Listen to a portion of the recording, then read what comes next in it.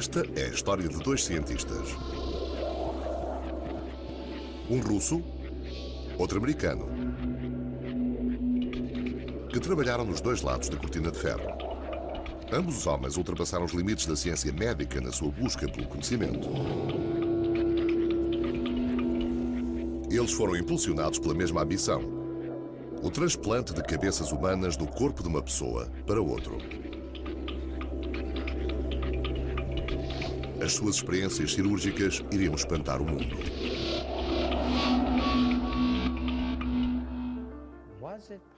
Seria possível preservar e manter um cérebro humano depois do corpo ter sido sacrificado? Na altura eu sabia, como sei agora, que isso podia ser feito.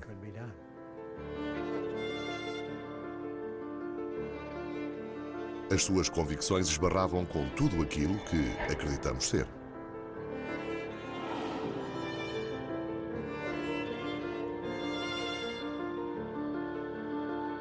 O primeiro transplante de cabeça.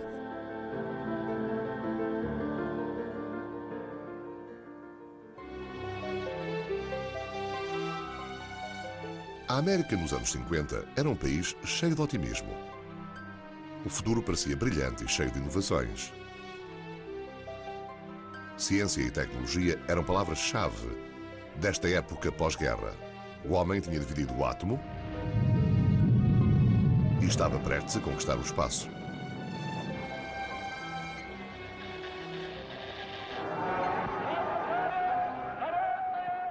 Na União Soviética, Stalin colocou a ciência ao serviço do Estado. Com a Guerra Fria no auge, também procurava avanços na tecnologia e agora voltava a sua atenção para a medicina. Era mais uma maneira de colocar a sua nação à frente do Ocidente. Nos arredores de Moscovo, Stalin instalou laboratórios médicos secretos para explorar e desenvolver novos conceitos. Longe de olhares indiscretos, os cientistas eram encorajados a experimentar livremente e a procurar segredos para prolongar a vida. Muitos desses testes eram executados em animais. Os órgãos eram removidos dos seus corpos e mantidos vivos com o uso de máquinas. Isolated organs can be brought to life, even though they've been removed from the animal's corpse some time after death. Here's a dog's heart.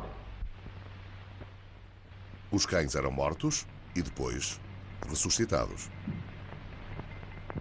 10 minutes have elapsed since the animal died.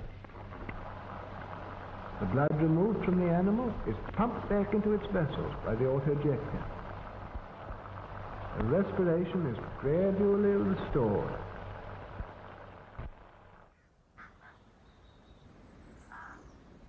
Mas um homem destacava-se de todos os outros. Determinado a chegar onde os restantes não se atreviam. Vladimir Demikov era um herói soviético, um veterano dos hospitais do Exército Vermelho durante a Segunda Guerra Mundial. Ele acreditava que era possível transplantar órgãos tais como corações e pulmões em seres humanos. Até para a louca ciência dos anos 50, parecia um passo demasiado avançado, mas Demikov provou que poderia ser feito. Ao fazer experiências em cães, conseguiu transplantar o coração e os pulmões de um animal para o outro.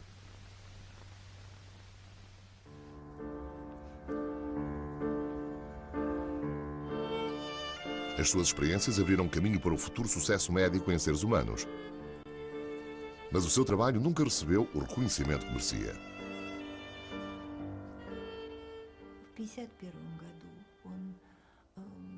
Em 1951, ele foi a primeira pessoa a substituir o coração de um cão a funcionar pelo coração de outro animal. Com isto, ele provou que os animais conseguiam viver com um coração transplantado. Ele provou que operações deste tipo podiam resultar. Demikov estava até a fazer planos para transplantes humanos de coração, 16 anos antes do primeiro ter sido feito. Também desenvolvemos planos para transplantes em humanos. Assim que tivermos testado o coração, podemos colocá-lo na cavidade torácica e depois substituir o coração original.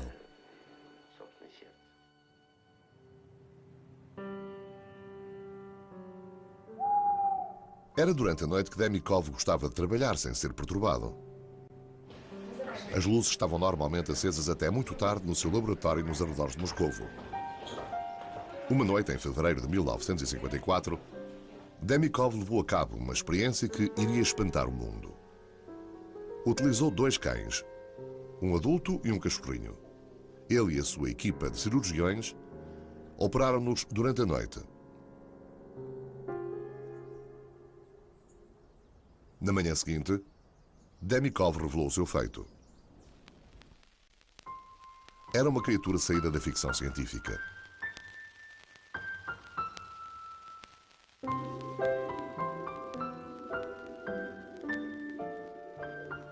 Ele tinha cozido a cabeça e tronco do cachorrinho ao pescoço do cão maior, unindo os vasos sanguíneos e as vias respiratórias.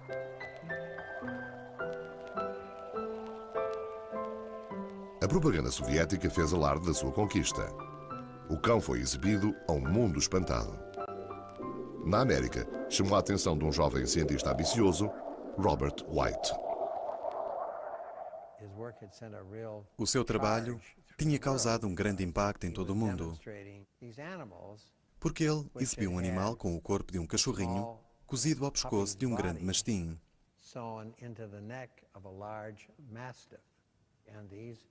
Os cães conseguiam beber leite e as cabeças sobreviveram uma série de dias.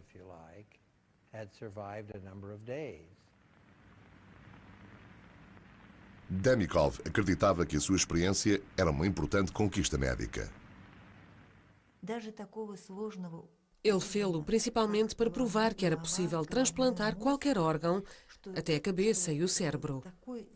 Ele provou que até um órgão tão complicado podia funcionar convenientemente noutro corpo.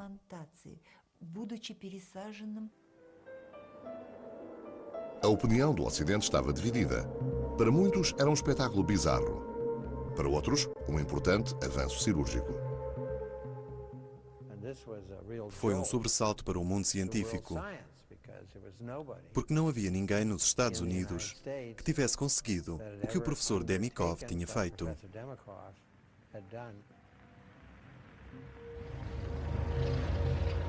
Para uma América presa à paranoia da Guerra Fria, a perspectiva de cães russos com 2 cabeças era demais para ser ignorada. Os Estados Unidos começariam em breve o seu próprio programa de transplantes de cabeça.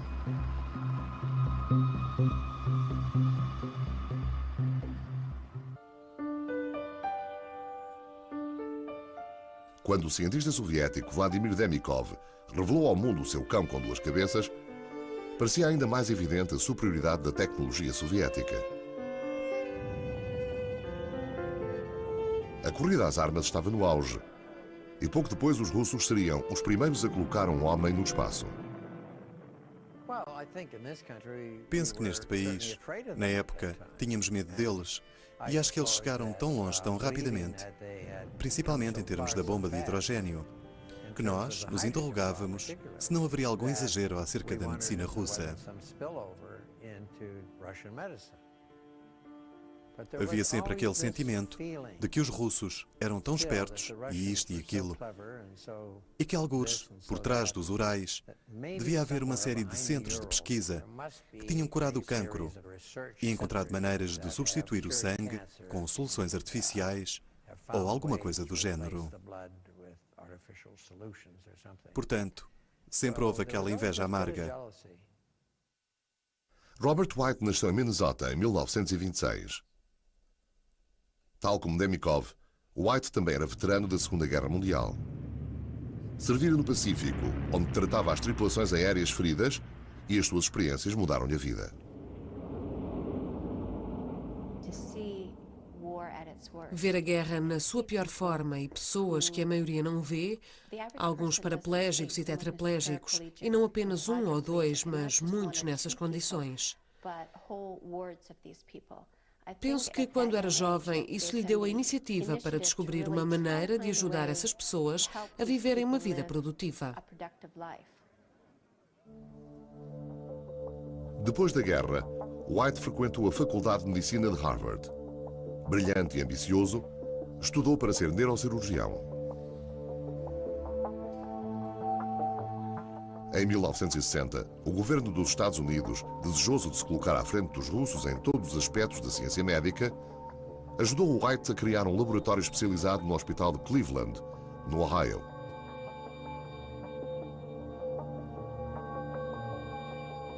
Aqui, ele dedicou-se a criar um centro de pesquisa cerebral, pioneiro a nível mundial. Durante o dia, White operava pacientes com todos os tipos de lesões e doenças cerebrais. A sua competência cirúrgica era muito conhecida, mas como cientista, desejava desvendar os mistérios do cérebro.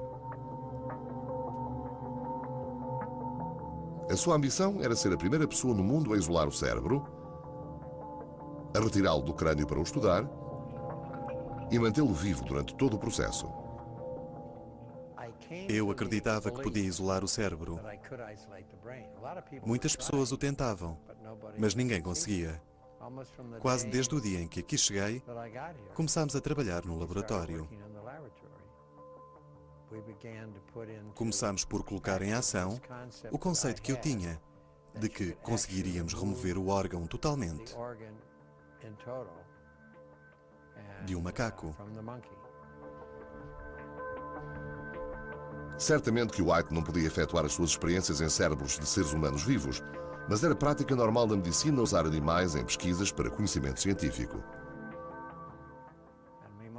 Devemos recordar-nos de que, apesar das queixas de vários grupos de defesa dos direitos dos animais, a cirurgia de coração aberto, as cirurgias de transplante e até as cirurgias ao cérebro não seriam hoje possíveis se não tivessem sido feitas primeiro em animais.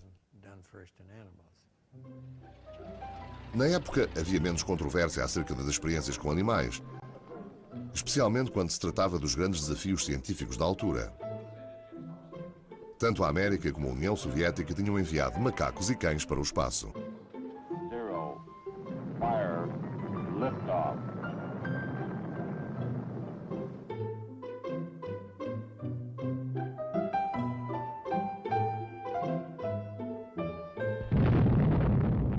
Quando se tratava de testar novas tecnologias, os humanos também se podiam transformar em cobaias.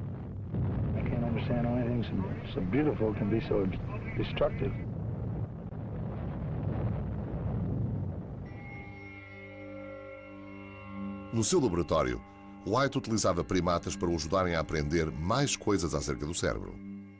Em 1962, ele demonstrou a sua extraordinária perícia cirúrgica e conseguiu um feito médico. Removeu com sucesso o cérebro de um animal vivo e manteve esse cérebro com vida. Até a mais pequena perda de sangue durante a operação tê-lo-ia morto. Nunca ninguém tinha conseguido estudar um cérebro vivo como este.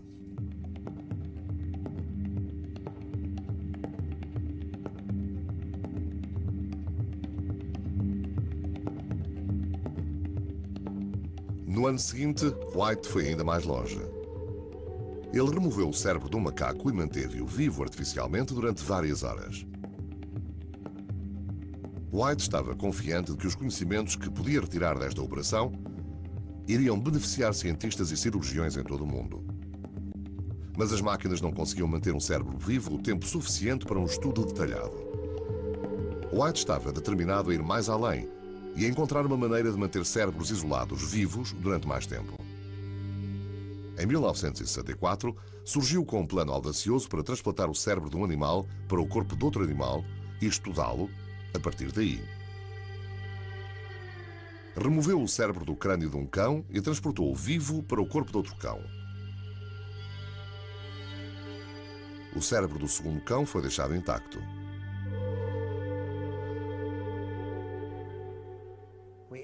Abrimos o pescoço do animal e inserimos lá o cérebro. Unimos os vasos sanguíneos do cérebro aos vasos sanguíneos do pescoço do animal. Fechámos a incisão e todos os fios e tubos saíam do pescoço. Foi um verdadeiro transplante de cérebro. O cérebro que colocámos dentro do pescoço ficou sob vigilância.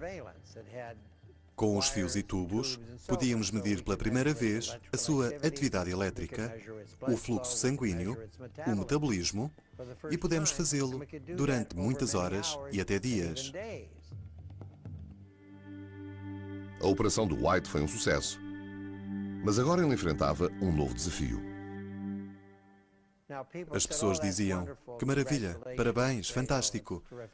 Os eletroencefalogramas estão estupendos. A atividade metabólica está normal. Mas sabe se esse cérebro está a pensar? Sabe se esse cérebro está consciente?" Era uma pergunta à qual White não podia responder. Como o cérebro transplantado não tinha capacidade de expressão, não podia provar que ele tinha retido o poder do pensamento. White parecia ter chegado a um impasse.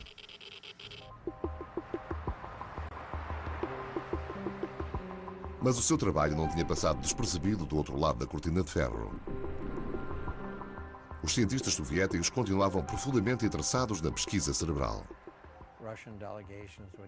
Vieram delegações russas a Cleveland e passaram tempo nos meus laboratórios.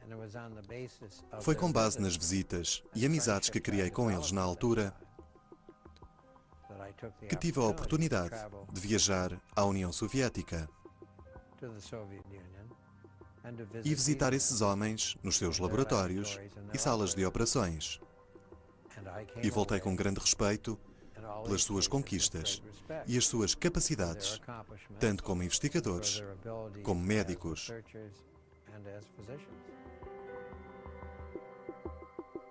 A primeira viagem de White foi em 1946. Outras se seguiram. O seu amigo e colega investigador, Harold Hillman, foi muitas vezes com ele. Durante a Guerra Fria, a ciência e medicina na União Soviética eram um completo mistério para os ocidentais. Por essa razão, havia a sensação de que lá existia uma espécie de mina de descobertas importantes que eles tinham feito nesta área, de que nós deveríamos ter conhecimento. Descobrimos que eles tinham medo de nos dizer o que tinham feito, porque aquilo que faziam nos institutos de investigação era considerado segredo de Estado.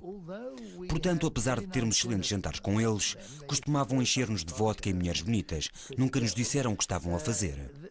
Tanto o Dr. White como eu reparámos nisso. Uma pessoa que eles estavam particularmente interessados em conhecer era o homem cujas experiências tinham inspirado White anos antes, Vladimir Demikov.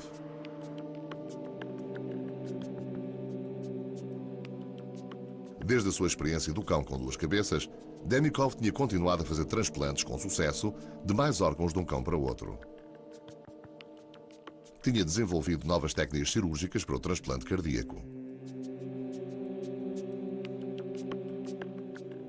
Mas em 1966, ele começou a ter problemas com as autoridades e com os seus colegas, que achavam o seu trabalho muito estranho. Demikov foi despedido do seu laboratório e, quando pensaram em despejá-lo do apartamento onde vivia, pensou em suicidar-se.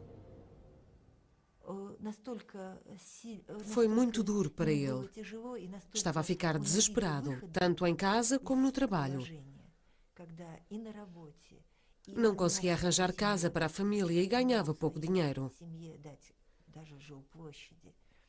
De facto, a minha mãe ganhava mais como engenheira. Quando White o conheceu, ela era uma sombra do que tinha sido. Ambos tinham quebrado barreiras no estudo dos transplantes, mas White ficou espantado com o pouco reconhecimento de que Demikov tinha sido alvo. Penso que o professor Demikov foi ultrapassado muito rapidamente e não lhe foi dado o reconhecimento que ele merecia no campo dos transplantes. Ele era totalmente desconhecido, apesar de tudo o que tinha feito. Os cientistas americanos nem sabiam o nome dele. Mesmo no campo dos transplantes, o professor Demikov não contava. Eu não conseguia perceber porque é que o seu trabalho não tinha sido continuado em termos de apoio. Demikov não conseguiu mudar o seu destino, mas a visita de White à União Soviética tinha-lhe dado pistas valiosas para levar adiante o seu trabalho de investigação. Talvez tivesse encontrado a solução para provar que o pensamento continuava num cérebro transplantado. Eu interrogava-me como é que podia provar que o cérebro, quando transferido ou transplantado, estava vivo, pensava, estava consciente. Como é que podia fazer isso? White soubera das experiências soviéticas em que a cabeça de um cão, separada do corpo, ainda mostrava sinais de consciência. The isolated head even reacts to light and to sound. Talvez então White pudesse aplicar esse conceito ao seu próprio trabalho. De volta à casa, considerou as suas opções. Se ele transplantasse toda a cabeça com o cérebro intacto lá dentro, seria óbvio se ele estava consciente ou não. Seria outro primeiro passo para os americanos e uma conquista científica que lhe valeria o reconhecimento mundial, se o conseguisse fazer. Voltei para o meu estirador e desenhei uma operação onde utilizaria dois macacos, um macaco A e um macaco B. A cabeça do macaco B seria removida e a cabeça do macaco A seria transferida para o corpo do macaco B.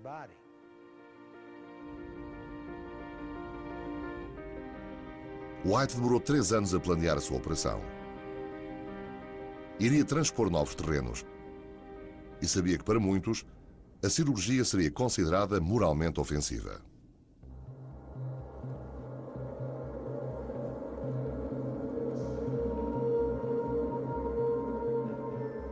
Ao fim da tarde do dia 14 de março de 1970, a equipa de cirurgiões de White começou os preparativos para o primeiro transplante mundial da cabeça de um macaco para o corpo de outro. O neuroanestesista iria lá acima e, com a ajuda de outros técnicos, depois de uma inspeção veterinária, iria injetá-los intravenosamente para que estivessem anestesiados quando fossem trazidos para baixo. White queria provar que a cabeça, com o cérebro lá dentro, podia ser mantida viva e reativa depois do transplante. Se ele fosse bem sucedido, seria o pináculo da sua carreira. Uma das enfermeiras que estavam a ajudar a operação era Debbie Gump, de 19 anos. Eu estava muito nervosa porque nunca tinha ajudado em nenhuma das experiências lá em cima. Acho que ninguém fazia ideia da importância daquela operação. Com o primeiro macaco no laboratório, o segundo foi trazido para baixo para ser preparado na sala ao lado. Eu tinha de preparar os instrumentos para estar tudo pronto. Começamos as incisões e a identificação das artérias e veias. Era a primeira vez que se fazia aquela operação e era um desafio para todos. Não fazíamos ideia daquilo em que nos estávamos a meter ou quanto tempo iria durar. Toda a equipa estava aflita. Não havia garantias numa cirurgia como aquela.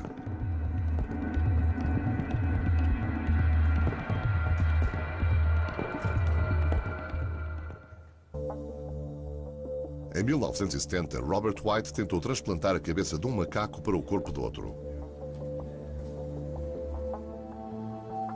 Este filme de arquivo original mostra-o a trabalhar.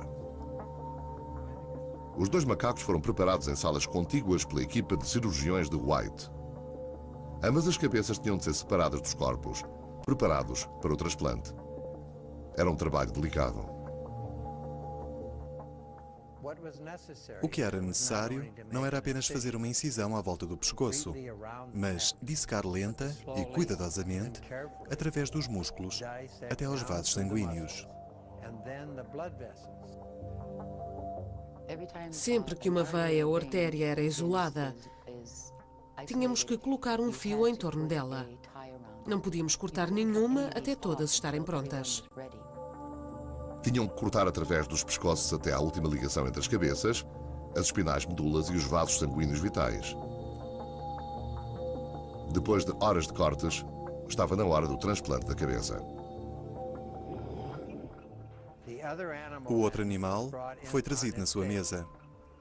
Agora tínhamos 2 equipas de cirurgiões e 2 animais. Estava lá muita gente, porque tínhamos outros técnicos e a equipa de enfermagem. Os 2 macacos estavam a ser preparados lado a lado. A cabeça do macaco A ia ser transferida para o corpo do macaco B. O primeiro fluxo sanguíneo do corpo B tinha que ser transferido por transfusão para a cabeça A, através de uma rede de tubos plásticos. Foi um momento tenso. Qualquer interrupção do fluxo sanguíneo para as cabeças teria causado a morte de ambos os animais. O monitor do macaco A mostrava que o seu cérebro ainda estava ativo. Well, looks like we're all right. We're okay.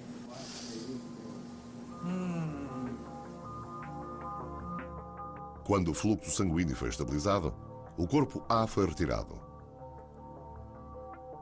Depois, a cabeça B também foi posta de parte.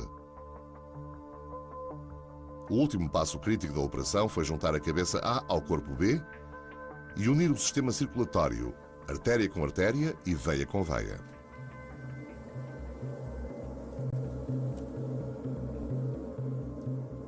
Era uma corrida contra o tempo. A cabeça do macaco morreria se os vasos sanguíneos não fossem unidos rapidamente.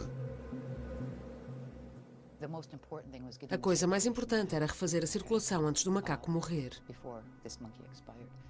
O objetivo principal era colocar as artérias no lugar e depois as veias, uma de cada vez.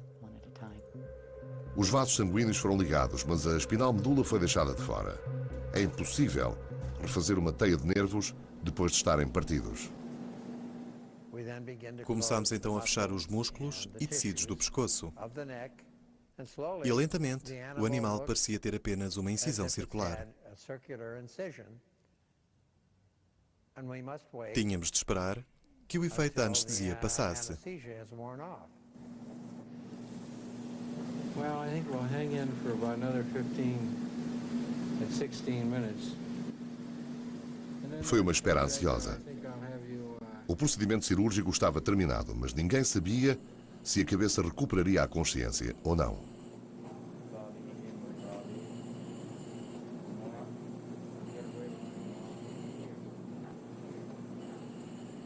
Este filme original de arquivo mostra o que aconteceu a seguir. Ele vai seguir-nos com os olhos. Consegue ouvir e podemos alimentá-lo. Retém a capacidade de mover os músculos faciais. Claro que não se pode mexer, porque a medula espinal continua separada. Ele tinha aparência, atitude e reações, no seu estado desperto, como qualquer outro macaco primata sub-humano.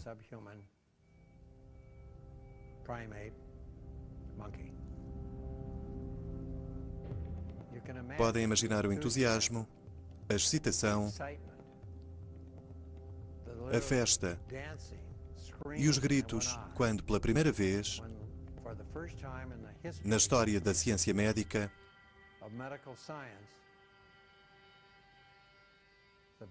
um cérebro foi transplantado dentro do seu próprio crânio e cabeça. Recuperou a consciência e era em todas as formas e atitudes um macaco.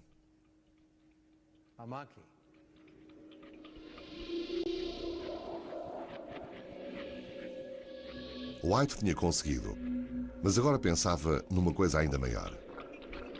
Conseguiria fazer um transplante de cabeça num ser humano?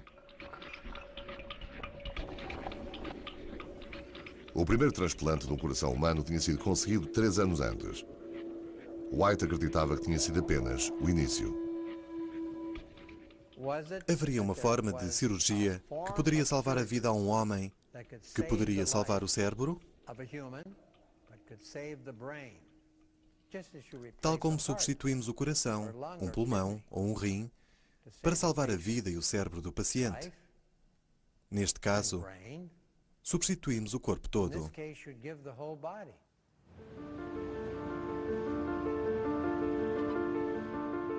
Era uma sugestão muito arrojada.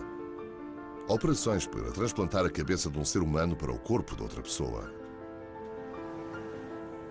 No seu trabalho hospitalar, White vira muitas vezes vítimas de acidentes que estavam mortas cerebralmente, mas cujos corpos continuavam ilesos.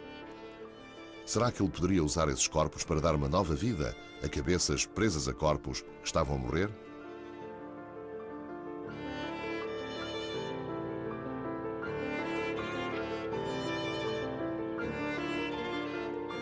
Mas há uma grande diferença entre transplantar um coração e transplantar uma cabeça. O coração é uma estrutura relativamente simples, é uma bomba formidável, bem concebida e eficiente. Tem ligações, um número limitado de ligações que entram e saem do coração. Por isso podemos retirar um coração e colocar lá outro. A razão pela qual não podemos fazer isso com um cérebro é porque requer a separação de centenas de milhões de diferentes ligações entre o cérebro e o resto do corpo, e essas ligações não voltam a crescer. O transplante de cabeça envolve o corte da espinal medula e, ao fazê-lo, qualquer paciente ficaria paralisado da cabeça para baixo. Mas White ainda achava que os transplantes de cabeça poderiam ajudar um certo tipo de pacientes. Falaram comigo e disseram: não vai querer andar por aí a criar tetraplégicos. Mas o que podemos dizer acerca de um humano que já era tetraplégico e iria morrer em breve? Porque o seu corpo e todos os seus órgãos estavam a falhar.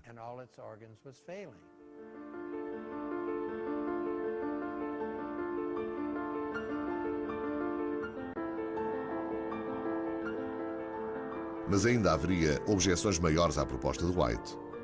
A cabeça de uma pessoa a viver no corpo de outra continuaria a ser a mesma pessoa?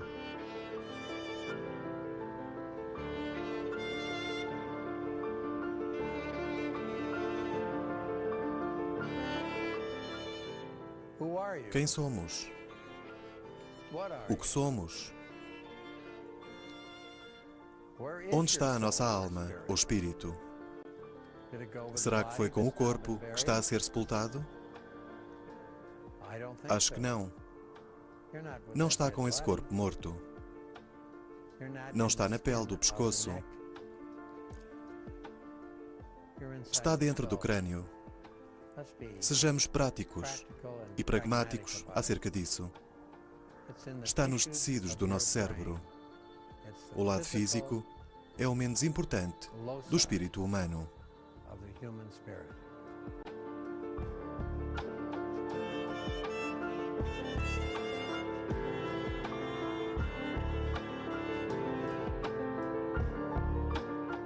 Muitos cientistas e filósofos disputaram a afirmação do White.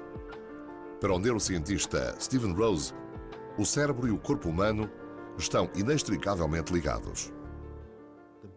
O cérebro é um órgão do nosso corpo. Nós somos tudo o que ocorre nesse corpo e o cérebro isolado já não faz parte de nós. É a pessoa que está consciente e não o cérebro. É a pessoa que tem mente e não o cérebro. É a pessoa que tem emoções. O cérebro não sente, a pessoa sente.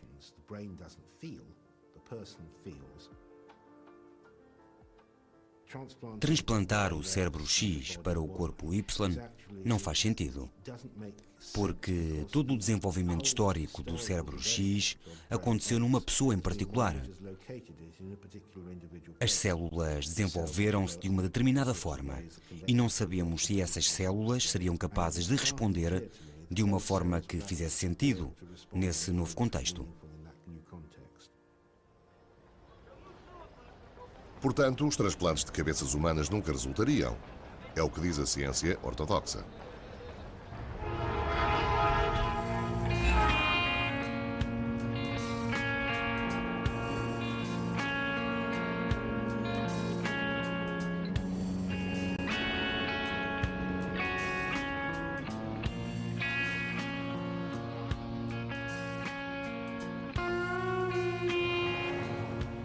Quando White foi a público com os resultados dos transplantes de cabeça dos macacos, 2 anos depois da operação, recebeu poucos aplausos dos seus pares. Alguns sussurravam que ele estava maluco. A imprensa escrita teve mais interesse pelo seu trabalho do que a classe médica.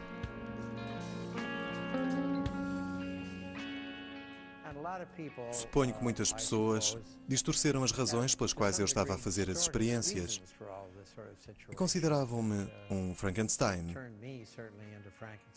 porque não entendiam e nem sequer tinham lido a história. Subitamente, em vez de se encontrar em primeiro plano numa revolução médica, White ficou sob ataque. Primeiro havia uma forte oposição por parte dos anti-vivissecionistas, que chegavam a ser ameaças. Segundo, ele tinha grande dificuldade em arranjar dinheiro para as suas experiências. Terceiro, não conseguiu que outros grupos começassem a fazê-las. Portanto, é muito difícil, quando se está a trabalhar naquela área, que é muito dispendiosa, fazê-lo sem a ajuda de patrocinadores.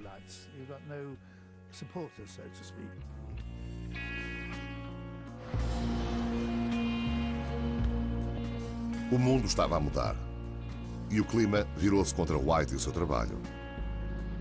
A Guerra Fria tinha amadurecido e as éticas científicas estavam mais rígidas. Tal como o seu inspirador, Debikov, antes dele, White passou de pioneiro a pária. Foi condenado pelos ativistas dos direitos dos animais e ele e a família precisaram de proteção policial durante algum tempo. Apesar de White ter continuado a trabalhar como neurocirurgião num hospital, pouco a pouco desistiu do seu sonho de fazer transplantes de cabeça. Para muitos, ele transformou-se num rodapé bizarro da história científica.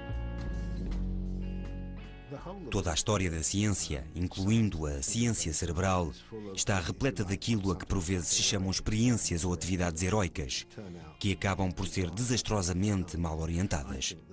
Penso que as experiências de Robert White, se se podem chamar experiências, fazem parte de manipulações repugnantes e deviam ser simplesmente deitadas no lixo.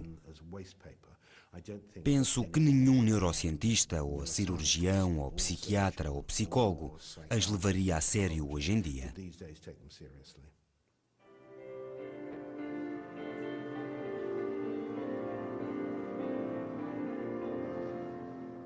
Já passaram mais de 25 anos desde que White executou as suas operações de transplante. Como católico devoto, ele vai à igreja quase todos os dias. Uma vida a operar ricos e pobres no hospital de Cleveland deixou-lhe muitos admiradores. Apesar da controvérsia que causou com as suas pesquisas, White foi conselheiro de 2 papas no que respeita à bioética. Muitas das pessoas que acreditavam na sua promessa de novos horizontes continuam leais às suas ambições. Quando ele o fez, o mundo ainda não estava preparado. Acho que está agora a aproximar-se. Ele será reconhecido no futuro.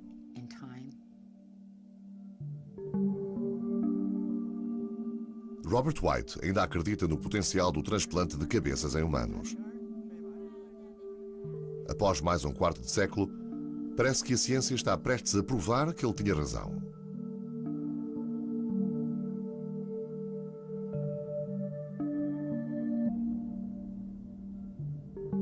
Jackie Bailey partiu a coluna em 1980 quando caiu numa escalada.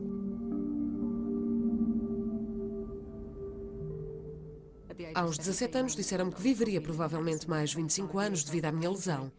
Eu não pensava que aos 42 anos seria velha e para mim foi um grande choque.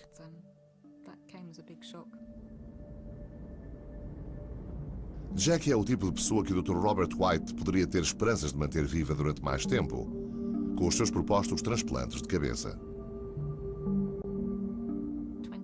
Há 20, 30 anos, a esperança de vida para uma pessoa com lesões na medula espinal era no máximo de 20 anos. Iria provavelmente sofrer de problemas renais, problemas nos ombros, problemas respiratórios, problemas de pele. Qualquer um deles conduziria a uma morte prematura. Se o Dr. White tivesse sido autorizado a desenvolver o transplante de cabeças humanas, poderia potencialmente manter pessoas com danos na medula espinal vivas por mais tempo. Onde é que vão buscar tanta energia? Atualmente, os avanços na medicina significam que as pessoas como o Jackie vivem mais tempo. Agora, com 43 anos, ela trabalha como agente de acompanhamento de pacientes com lesões recentes. As lesões na espinal medula causam paralisia e perda de controle da bexiga e dos intestinos. Muitas vezes o paciente não consegue sentir nada e está num sofrimento constante. Qual será a idade dele? Modifica a nossa percepção do corpo. Não se consegue sentir o corpo todo. As partes que consigo sentir sou eu, é a Jackie. As que não sinto é como ter a minha cabeça no corpo de outra pessoa. Não o consigo obrigar a fazer nada. Ele faz coisas sobre as quais não tenho qualquer controlo. É como se fosse um arrendamento.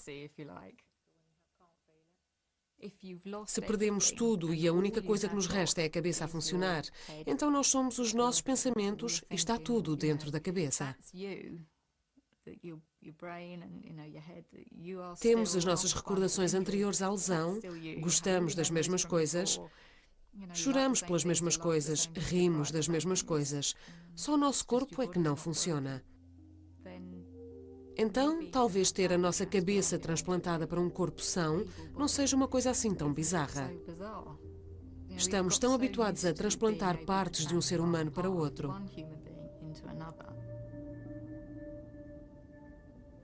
Agora conseguem transplantar-se as mãos. Há pouco tempo, conheci um homem que tinha ambas as mãos transplantadas.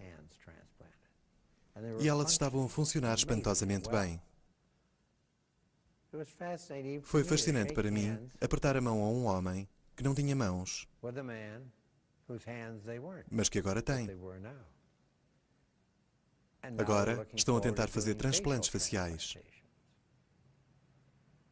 E serão bem-sucedidos. Os transplantes de cabeça são muito diferentes dos transplantes da face ou dos membros.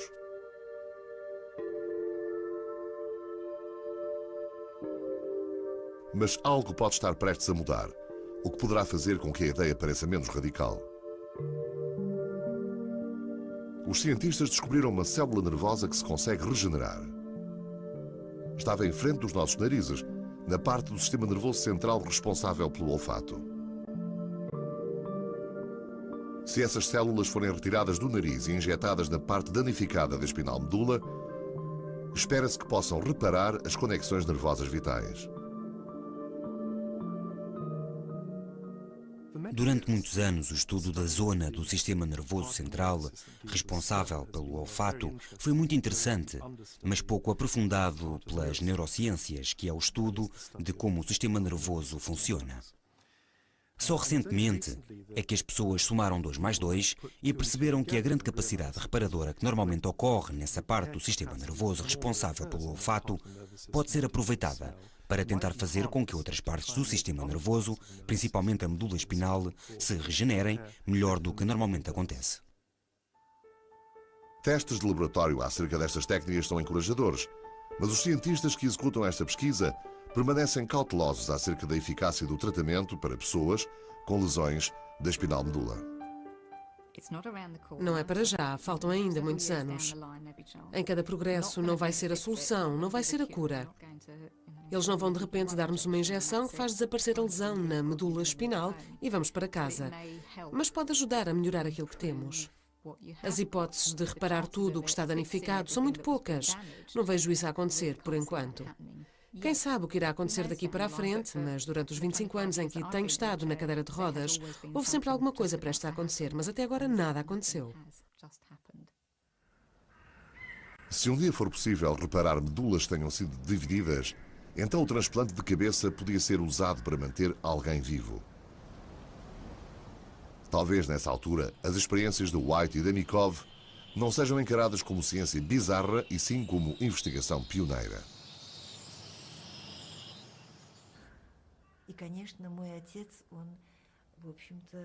Meu pai dizia que os transplantes de cabeça exigiam valentia intelectual.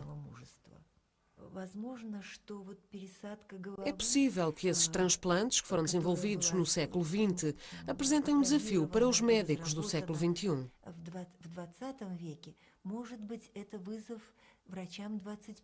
Gostaria que o meu pai fizesse parte da história da medicina e fosse recordado pelas pessoas. Também gostava que fossem recordações agradáveis, porque a vida dele foi cheia de contrariedades.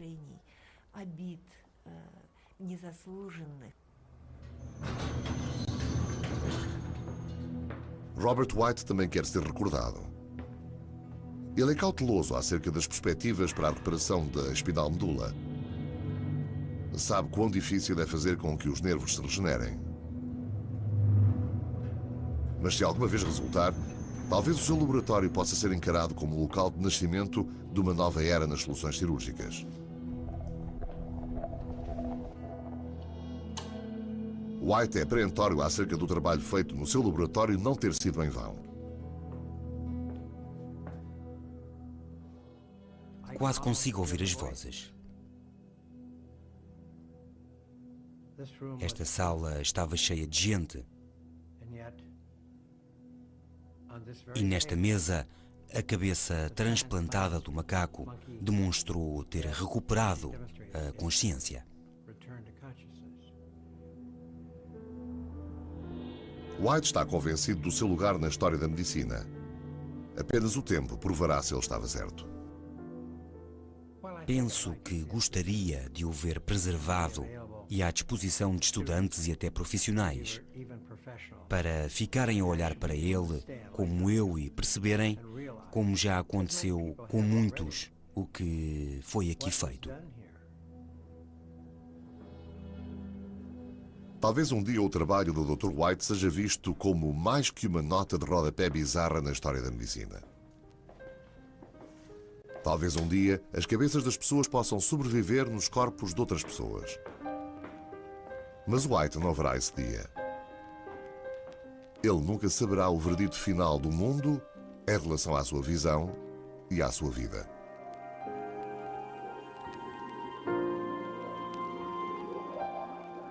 Versão portuguesa, Pátio das Cantigas.